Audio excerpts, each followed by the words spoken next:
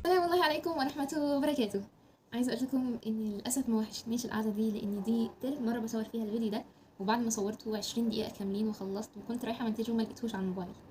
فكنت يعني في الفيديو اللي قبليه كنت بقول ان انا وحشتني القعدة دي وبقالي كتير ما صورتش وكده، بس خلاص يعني عايزة اقوم بصراحة. المهم ان شاء الله هنعيد الفيديو المرة التاسعة عادي جدا، كله عشان عينكم. وان شاء الله بما ان في ناس رايحة مدرسة بكرة وبعده وانا ان شاء الله هروح يوم الاربعاء يا جماعه، فاضل 3 ايام عشان في البيت.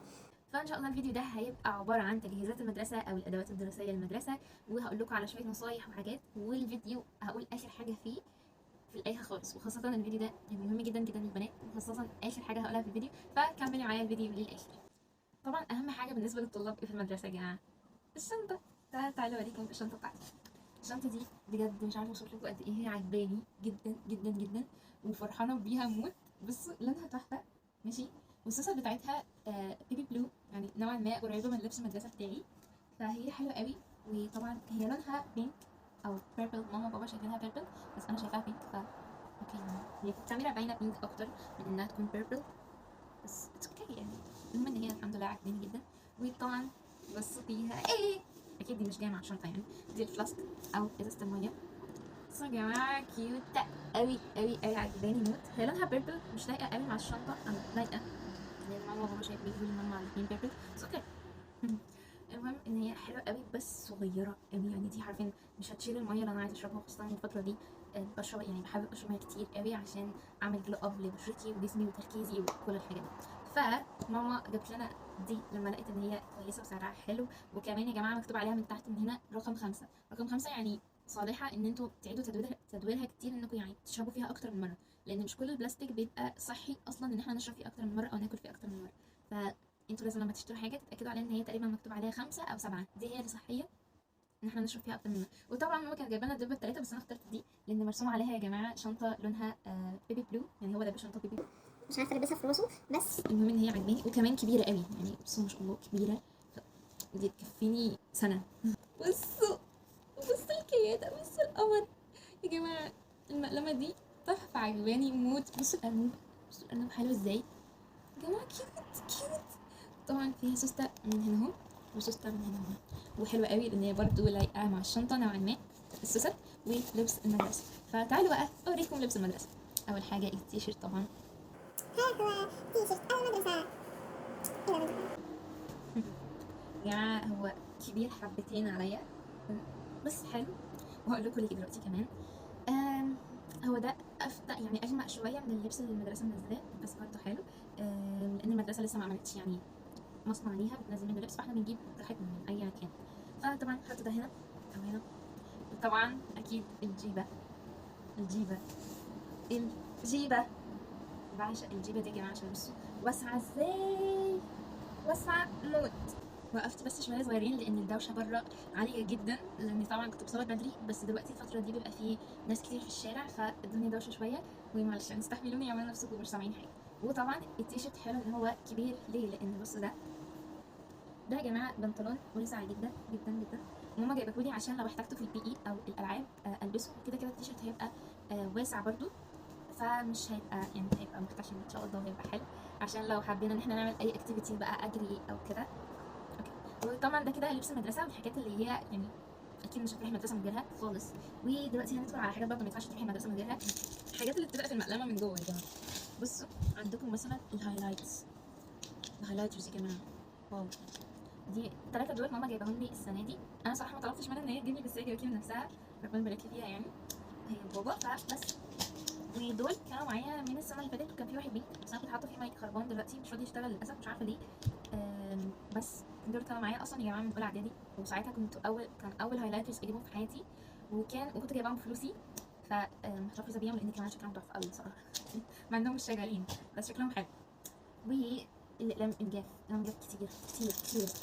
بصوا روتو ده احسن نوع قلم جاف ممكن تجيبوه في حياتكم، واكتر نوع انا بحبه وبستخدمه. وفي برضو النوع ده مش عارفه فين غلطاه لان المقلمه ضاعت، المقلمه القديمه مش لاقيها هنا، مش عارفه راحت فين بالظبط. اوكي يعني.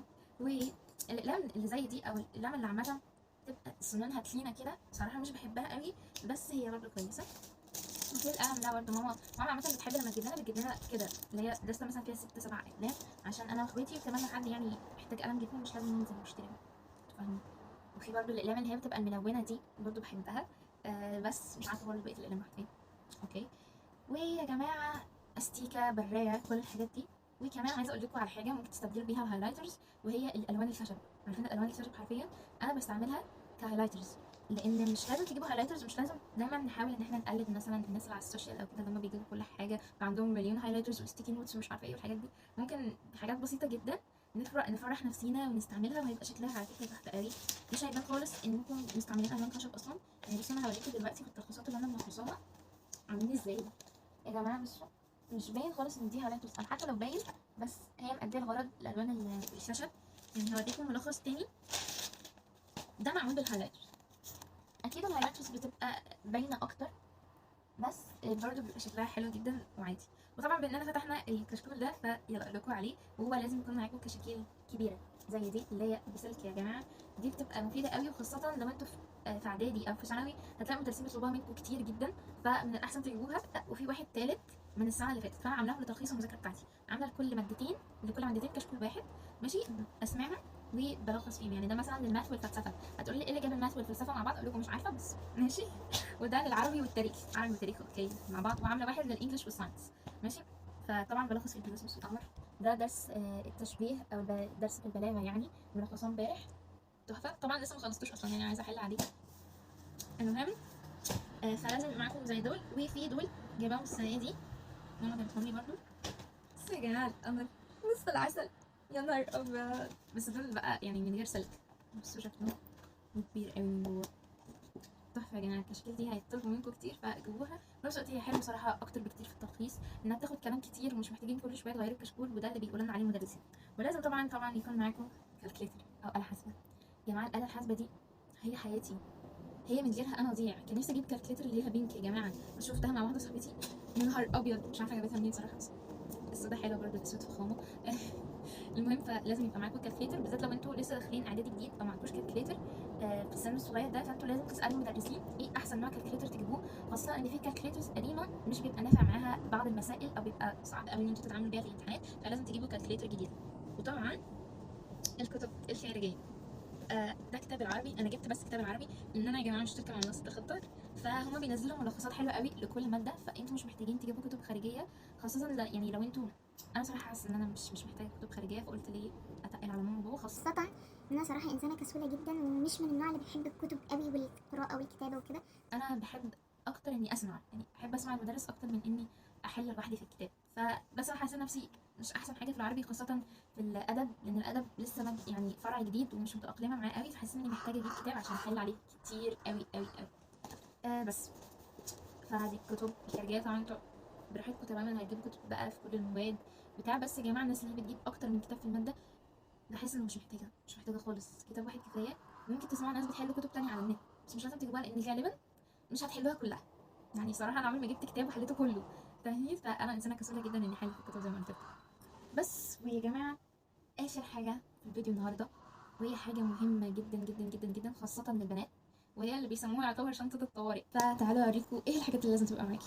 اول حاجه يا جماعه اهم حاجه الوايبس، لازم يبقى معاكي وايبس او مناديل مبلله. وصراحه الوايبس احسن من المناديل العاديه، ليه؟ لانك اول يوم خاصه لما بنروح مدرسه عاده بتبقى الديسكات متربه جدا جدا جدا، خاصتي انا مثلا في عز الصحراء فبروح الاقي ديسكات رمله والارض رمله وكل حاجه رمله فاهمين، فبتبهدل. فالوايبس هتبقى مفيده جدا جدا معاكي، انك هتبقى مبلله، فانت هتمسحي الديسك مره واحده خلاص مش هيحتاج تمسحيه تاني، فهيبقى حلو قوي. كمان تمسحي ايدك كل شويه لما مفيش امكانيه انك تنزلي الحمام كل شويه تغسلي ايدك. فانا من الناس اللي ما بحبش خالص ايدي متربه يا جماعه، لما بنزل في الشارع بحس ان ايدي كده متربه وملزقه ما بحبهاش خالص. فبمناسبه ايدي لازم يبقى معاكي برده مرطب للايد وللوش برده، ده صراحه استعملته لوشي فتره بعد كده طلع لي حبوب. انا مش قادره احدد حتى الان الحبوب دي طلعت لي ليه، لان انا مش انسانه بتطلع لي حبوب في بشرتي اصلا الا لما بكون متوتره او في فتره دراسيه امتحانات او كده، فغالبا هي طلعت لي بسبب الدراسه. رغم إني كنت بحاول أعمل جلو أب، واضح صح؟ الحمد لله. المهم فلازم يبقى معاكي مرطب عشان تمسحي ايدك بالوايبس او تغسليها كل شويه، خاصه قبل الاكل يا جماعه لازم يكون ايدك نظيفه. في المدارس انتوا عارفين ايدينا بتبقى متربه جدا، فلازم يكون معاكي وايبس او حاجه ومرطب طبعا عشان ترطبي بيه ايدك. انا رطبت بيه ايدي الفيديو اللي فات وانا بحكي نفس الجزئيه دي، بس مسح طبعا زي ما قلت لكم. اتمنى بقى تنزلوا تعملوا لايك يعني عشان تقدروا تعبي. يا جماعه حاجات مهمه جدا لازم تبقى معاكم، وهتلاقي الناس كلها بتقولك عليها هي الديودرنت او مزيل العرق او الشبه او اي حاجه تستعمليها عشان تمشي بيها ريحه العرق. مش لازم تجيبي نوع غالي جدا ومعروف موت وخلاص يعني. بس لو انت حابه انك تستعملي حاجه ما تضركيش خالص، لان للاسف اغلب الديودرنتس بالذات لو رخيصه بتعمل اسمرار او بتعمل امراض ممكن تمنع العرق خالص، وده للاسف ممكن لا قدر الله يعمل سرطان او يعمل سموم في الجسم او اي حاجه. فمن الاحسن تستعملي حاجه طبيعيه زي الشبه. الشبه دي ممكن تروحي لاي عطار تقولي له انا عايزه شبه، هيديك الشبه دي. بس ده شكلها اي نوع، مش شرط النوع اللي معايا ده. هي بتبقى باودر يا جماعه، كده باودر ماشي. بتستعمليها ازاي بقى؟ بعد ما تاخدي شاور بتحطيها في الاندر ارمز وتدهنيها خلاص ماشي. وهي مش بتمنع العرق، يعني العرق بيبقى فيه عرق عادي وده اصلا طبيعي، لو في اي حاجه بتمنع العرق تمام فدي غير صحيه تماما. فلازم العرق يبقى موجود عادي، بس المهم ان ريحته ما تبقاش موجوده. طب لو انت عايزه تستخدمي حاجه طبيعيه اصلا في البيت ما تخليش فيه عرق، هتعملي ايه؟ هتشربي كل يوم عصير ليمون يا جماعه. دوت اصلا هيمشي ريحه العرق خالص، فاهمين؟ وحاجه من جوه الجسم نفسه، فده طبعا هيبقى احسن بكتير. بس كده، اتمنى يكون الفيديو عجبكم واستفدتوا منه، وكفايه كده عشان الموبايل دلوقتي هيحذف فيديوهات تاني. فان شاء الله يكون الفيديو عجبكم وتكون سنه دراسيه جديده عليكم، ويا ريت تعملوا لايك للفيديو واشتركوا في القناه، لان ان شاء الله هديكم نصايح وحاجات حلوه كتير ان شاء الله الفتره الجايه، هحاول يعني. وبس كده، السلام الله عليكم ورحمه الله وبركاته. انا دي اهم حاجه بالنسبه لي، هي الليب بالمز. الليب بالمز بصوا انا مخلصاها اصلا، يعتبر تحفه يا جماعه، مع اني لسه جايباها قريب. دي ليب بالم شفافه جايباها من الصيدليه ماشي. مش عارفه صراحه هي المفروض ان ده نوع مشهور ولا لا، بس انا جايباها من الصيدليه. وصراحه ما بحبش اجيب الليب بالمز من اي مكان غير الصيدليه، ودي صراحه احسن ليب بالم استعملتها في حياتي. بصوا يا جماعه، هي اصلا فين بطعم الايس كريم، فريحتها تحفه وطعمها تحفه. ما دقتهاش طبعا بس ريحتها يعني تحفه، وحلوه قوي، بترطب شفافه جدا وشفافه. لان بنتي في المدرسه او انا عامه ما بحطش حاجه ملونه، فبحب استعملها الشفافه. خاصه الملونه يا جماعه بحس ان هي بتدي لون بس ما بتديش ترطيب، فاهمين؟ يعني اللون بيفضل كتير بس الترطيب بيبقى اقل بكتير، فانا مش بحب الحاجات الملونه، بحس الشفافه احسن. جل الصبار بصوا، او الالويرا، انا مخلصاه حرفيا من كتر ما هو تحفه. بستعمله كمرطب، بيمشي الحبوب، بيشد البشره، بيعمل كل حاجه. وكمان بستعمله وانا نازله في الشمس كسان بلوك.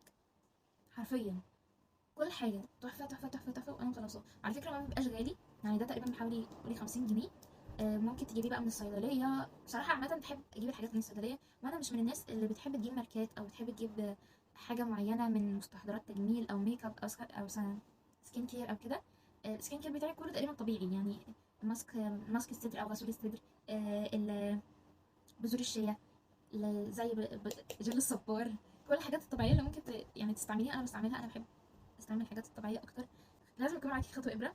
بصي الجيبه بتاعتك اتقطعت، التيشيرت، صاحبتك، اي حاجه، فلازم يكون معاكي خيط عشان تستعمليه. وبرده لازم يكون معاكي شنطه زي دي ممكن تحطي فيها بقى ده كله. يعني اغلب الحاجات دي ممكن ما تحتاجيهاش قوي في المدرسه وانتي رايحه، بس لازم وانتي رايحه يكون معاكي الليب بالم والمرطب والوايبس. كده وايبس مش هيكفي في الشنطه دي يعني، بس ماشي. ومزيل العرق برده عشان تجدديه. بس كده، اتمنى يكون الفيديو عجبكم واستفدتوا منه، وكفايه كده عشان الموبايل دلوقتي هيحذف فيديوهات تاني. فان شاء الله يكون الفيديو عجبكم وتكون سنه دراسيه جديده عليكم، ويا ريت تعملوا لايك للفيديو واشتركوا في القناه، لان ان شاء الله هديكم نصايح وحاجات حلوه كتير ان شاء الله الفتره الجايه، هحاول يعني. وبس كده، السلام الله عليكم ورحمه الله وبركاته.